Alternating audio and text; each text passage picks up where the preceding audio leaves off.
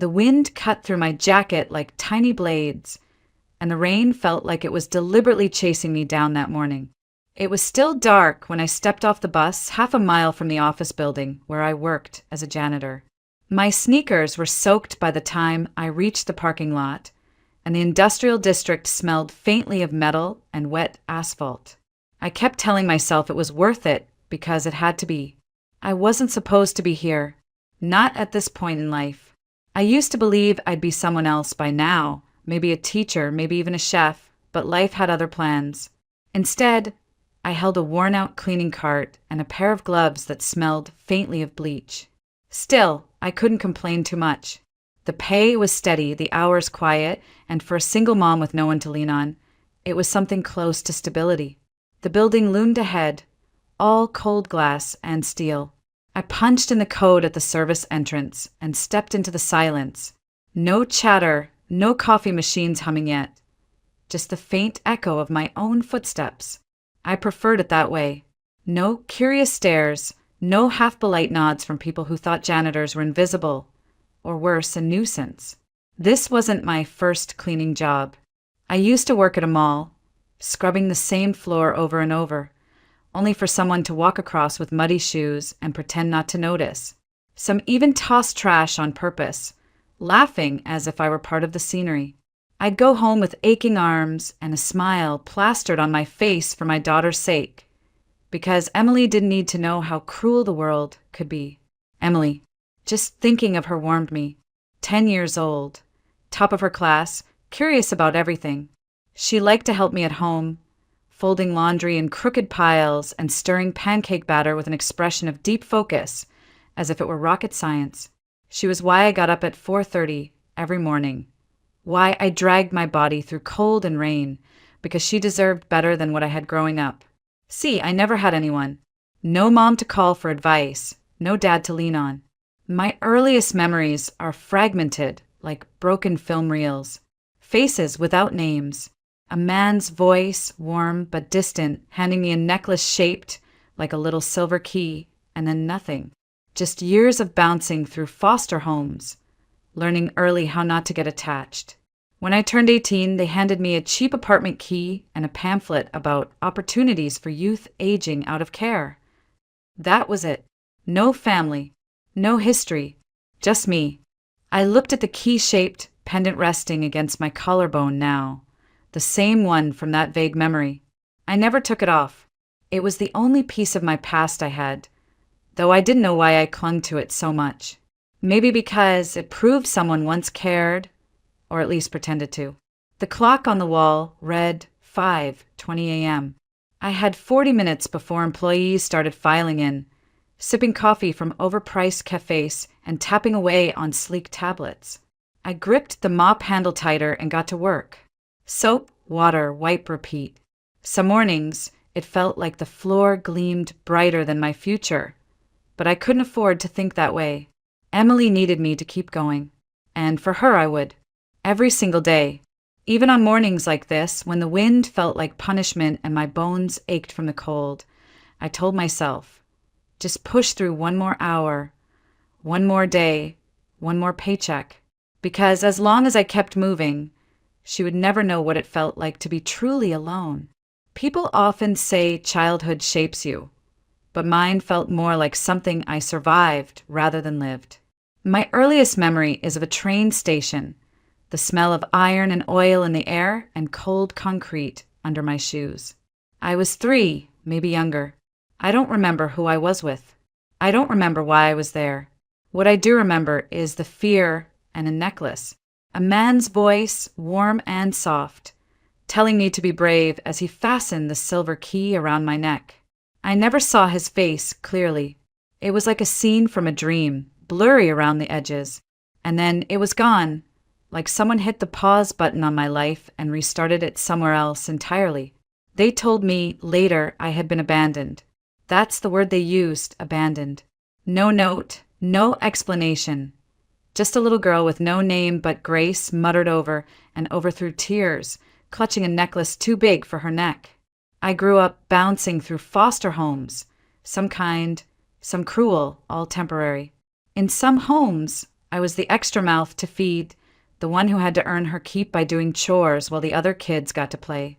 In others, I was invisible, just another case file waiting to age out. I learned quickly to pack light and not get too attached.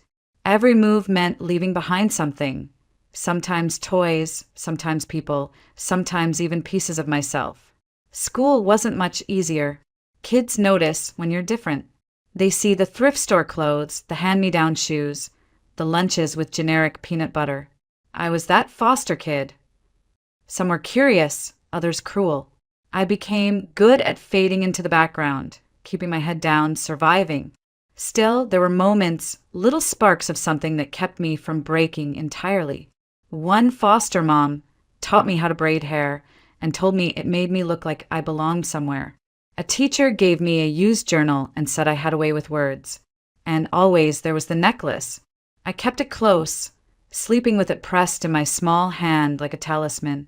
I used to imagine it was from someone who loved me once, a father, an uncle, maybe even a stranger who couldn't keep me but wanted me to remember I mattered. In my loneliest nights, I would grip that necklace and whisper, "Someone out there wanted me once. Maybe they still do." But as the years passed and no one came looking, hope thinned out like old paint. By the time I turned 15, I stopped checking visitor lists on holidays, stopped wondering if my family would appear. I told myself family wasn't real, not for people like me. At 18, they handed me a small key to a one-bedroom apartment and a thin envelope of state documents.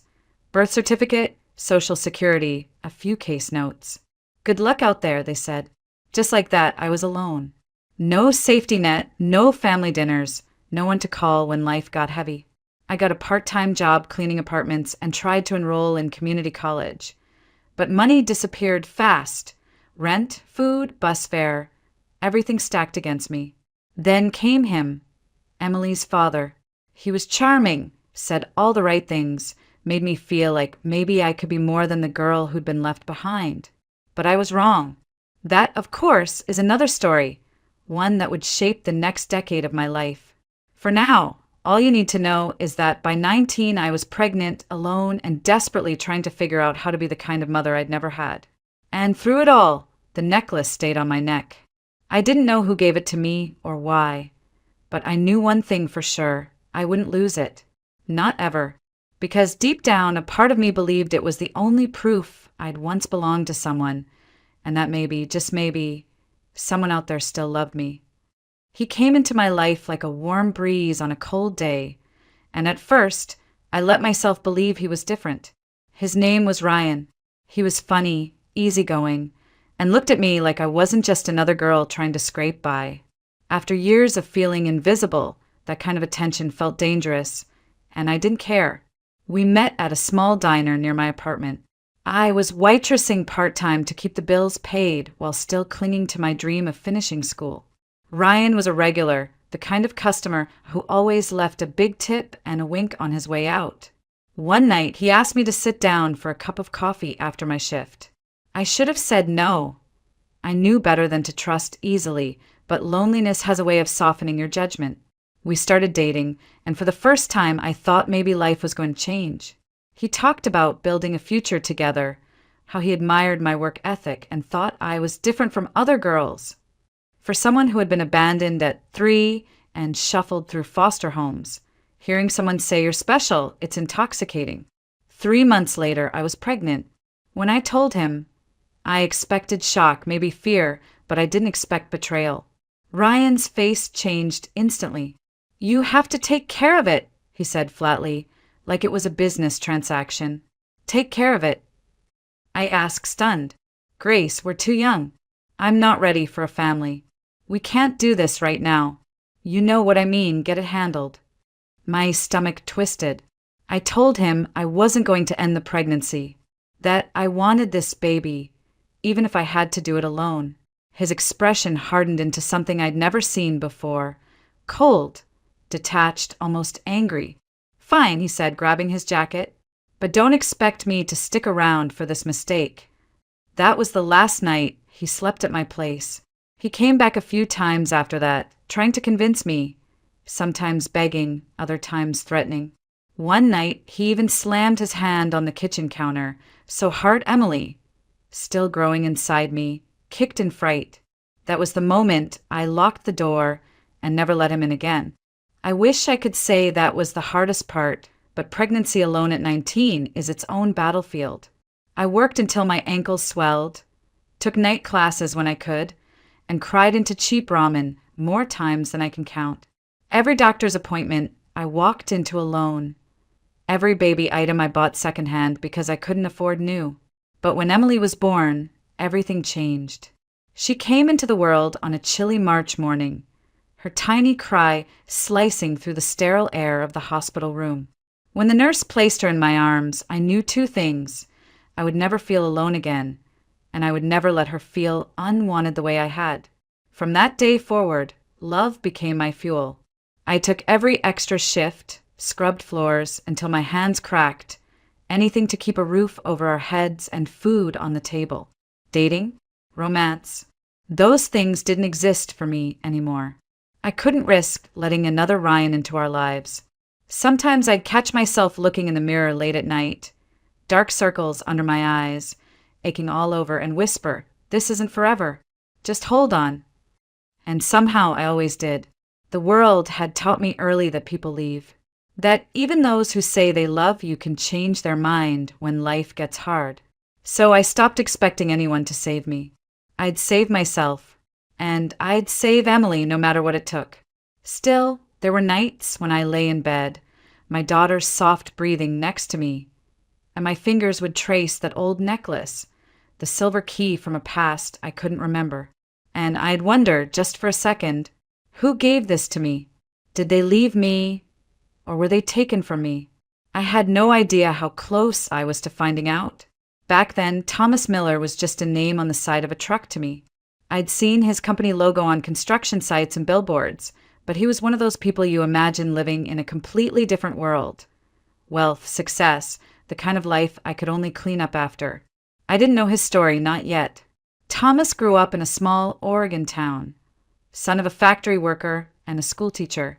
He wasn't handed his success. He built it brick by brick through years of long shifts and weekend classes in engineering.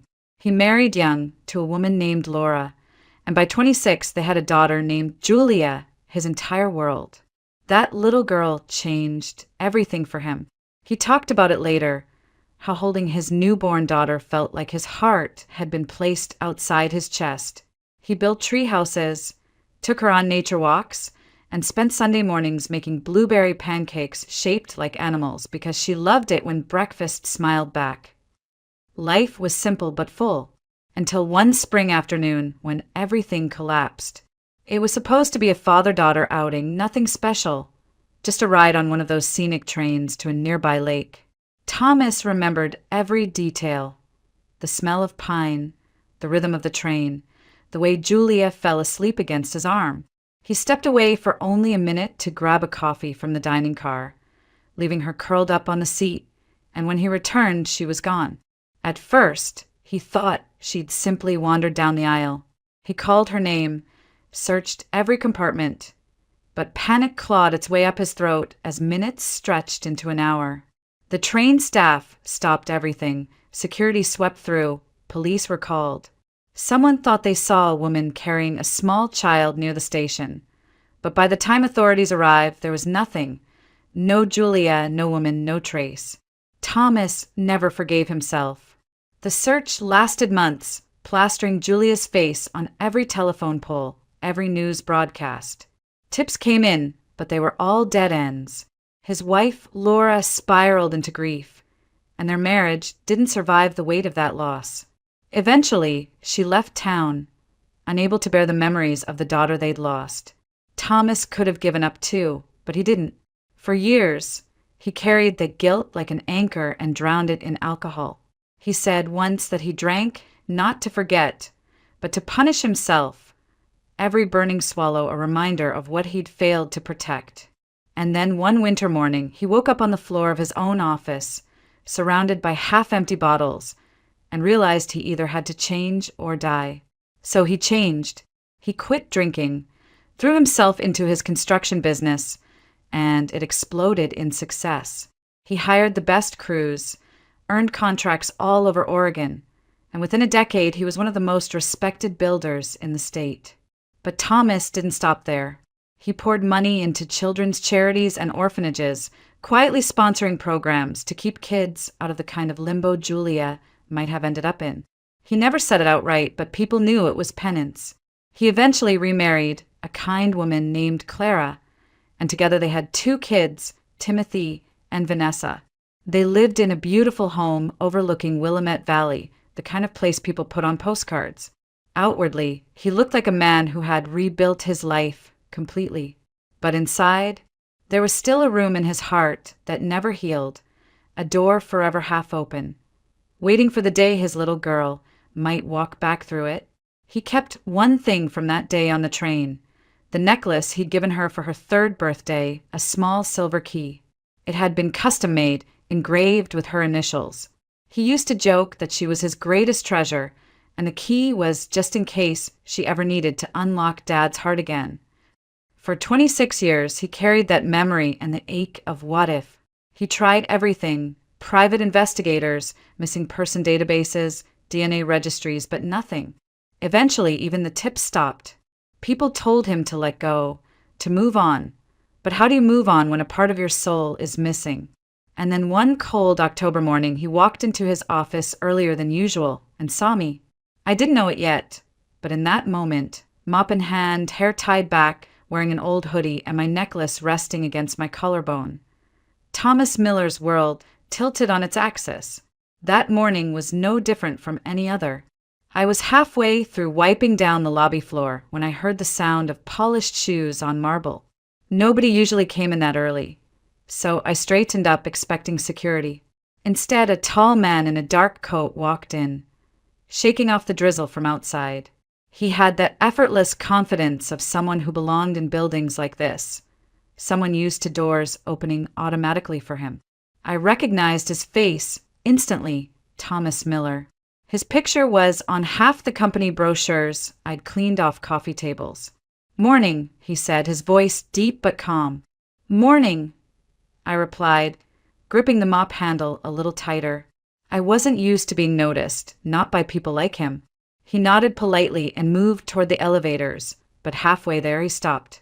His eyes dropped to my chest. No, not like that. He was staring at my necklace. "That pendant," he said quietly. "Where did you get it?" My fingers instinctively went to the small silver key that always rested just above my collarbone. "I've had it for as long as I can remember," I said, confused by his sudden interest. Something flickered across his face. Shock. Then something softer, like pain. He stepped closer, his voice careful. "Who gave it to you?" I don't know. It's from when I was a kid." "Why?" He hesitated, studying me like I was a photograph he'd lost decades ago. "It looks exactly like one I had made for my daughter." His voice caught slightly on that last word, and for a second I saw something raw in his eyes. I didn't know what to say. People don't usually connect janitors and CEOs over sentimental jewelry. I forced a small laugh. "Well, guess keys are popular shapes, right?" But he didn't laugh. "Does it have any markings?" I hesitated, then flipped the key over. Tiny, almost invisible initials were engraved on the back, JM. I'd always assumed they were decorative. Thomas's face drained of color. "Those are my daughter's initials," he whispered. The room seemed to still. The only sound was the faint hum of the air conditioning and the pounding of my heart. "I think there's some mistake," I said quickly, stepping back. "I grew up in foster care. I don't know who my parents were. It's just something I've always had." But he didn't look convinced. In fact, he looked like a man standing on the edge of something life-altering. "What's your name?" he asked quietly. "Grace," I said, my voice sharper than I intended. "Grace Miller." His breath caught. "Miller, you kept the name?" "What?" I frowned. "No, that's just a coincidence. Miller is common. It doesn't mean anything." He looked like he wanted to say more, but the elevator chimed, breaking the strange silence. He straightened, but his eyes never left me. I'm sorry, he said finally. I didn't mean to upset you. It's just that necklace. It's exactly like one I gave my daughter. She was 3 when he stopped, shook his head. Never mind. Have a good day, Grace. And just like that, he was gone, leaving me standing there gripping the mop like a lifeline. The rest of my shift, I couldn't stop touching the necklace.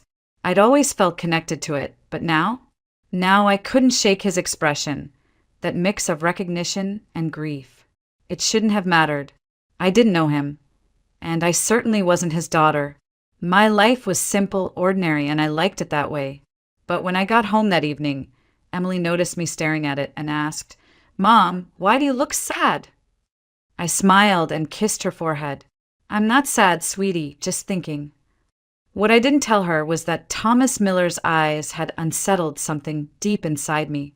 For the first time in years, I wondered if the past I'd tried so hard to forget was about to come rushing back. For the next week, I tried to convince myself it was nothing, just an odd coincidence. A key-shaped pendant, some initials, a man with a tragic past who saw what he wanted to see. That's all. People project their pain onto strangers all the time, right? But Thomas Miller didn't let it go. 2 days after that morning, I found him waiting by the service entrance as I arrived for work. He was holding a coffee cup and wearing an expression I couldn't read. Half hopeful, half terrified. "Grace," he said, like we were already familiar. "Do you have a few minutes to talk?" I stiffened. "Mr. Miller, I really need to start my shift." "It's important," he said gently. "It's about that necklace." Something in his voice stopped me. Maybe it was the weight behind it, like this wasn't just curiosity, it was desperation. So I nodded, leaning against the wall as he spoke. "My daughter disappeared 26 years ago," he began, voice low. "She was 3 years old. That necklace, you're wearing the exact one I had made for her birthday." I stared at him, heart thudding. "That's awful. I'm sorry for your loss, but I grew up in foster care. No one ever came looking for me. I don't think I'm who you think I am." He didn't argue, just nodded slowly. "I know how it sounds. But please, would you consider a DNA test? Just to be sure." I laughed nervously. "That's a lot. You don't even know me." His eyes softened. "Grace, I know I'm asking for something huge, but if there's even a small chance, I've been waiting half my life for her to come home. If I'm wrong, I'll apologize and never bother you again." I wanted to say no. My life was finally stable, even if it was hard. I had Emily, I had work. I didn't need old ghosts dragging me backward. But Emily's face flashed in my mind. How she sometimes asked why she didn't have grandparents, why family trees at school were awkward for us. So I said yes. The test was quick, painless, and terrifying. A simple swab of the cheek, a signature on a consent form, and then waiting. I tried to act like it didn't matter, like it would come back negative and life would go on. But the moment the lab called, Thomas insisted on being there when I opened the email. We sat across from each other in a small coffee shop, the kind with creaky wooden chairs and a smell of burnt espresso. My hands shook as I tapped the link. The screen loaded, and the words hit me like a punch. Parent/child match. 99.98% probability. I felt like the air had been sucked out of the room. "This can't be real," I whispered. Thomas reached across the table, his hand trembling. "Grace, it's you. You're my daughter." I stared at him, throat tight, unable to speak. All I could think about were the years I'd spent believing I was unwanted, that nobody cared enough to keep me. Now here was this man, tears in his eyes, looking at me like I was the answer to a prayer he'd whispered for decades. But part of me recoiled. If I was your daughter, why did I grow up alone? Why didn't you find me sooner? His face crumpled. "I tried, Grace. God, I tried. I searched every day, every year. But whoever took you, they vanished. There was nothing to go on. I thought you were gone forever." I wanted to believe him, but pain has a way of building walls. I pulled back, shaking my head. "I don't know what to do with this." Thomas nodded slowly, tears spilling over. I'm not asking for everything today. Just let me know you're willing to talk. Please. I left the cafe in a haze, clutching the necklace. For years, I'd worn it as proof someone once cared. Now I knew who. And instead of feeling relief, I felt conflicted. Angry at fate. Angry at whoever took me. Angry that I'd grown up without knowing any of this. When I got home, Emily ran into my arms. Mom, you're late. I hugged her tighter than usual, burying my face in her hair. I didn't tell her yet. I couldn't, because for the first time in my life, my past wasn't a mystery anymore, it was real. And I wasn't sure I was ready to face it. I thought knowing the truth would make me feel whole, but instead it cracked me open. For days I kept replaying Thomas's words, "You're my daughter." I never stopped looking. It should have felt like closure, like finally finding the missing piece of my life, but all I could think about was every foster home, every Christmas spent alone, every birthday candle I'd blown out wishing for a family that never came. I didn't answer his calls at first, not because I hated him, but because I didn't know how to feel. Grief and joy don't mix easily, they tangle, pulling you in opposite directions. I needed space, but Thomas didn't give up. One evening, there was a soft knock on my apartment door. I opened it to find him standing there, holding a box. His hands shook slightly, like he wasn't sure I'd let him in. "I'm sorry for showing up," he said gently, "but I thought you might want this." He handed me the box, then stepped back, waiting. Inside was a photo album. The first picture was of a little girl with wide eyes and pigtails, wearing the exact same necklace I still wore. My breath caught. "That's me," Thomas nodded, his voice breaking. "From your 3rd birthday. That was the last day we were together." I sat down on the couch, staring at the photos, Christmas mornings, trips to the park, messy pancake breakfasts. I didn't remember any of it, but there I was, smiling and loved. And something in me softened. "I'm angry," I admitted quietly. "I don't know who took me or why, but I grew up thinking nobody wanted me. And now I find out I had a dad who cared. It's a lot." Thomas sat across from me, his eyes damp. "You have every right to be angry. I failed you once, Grace.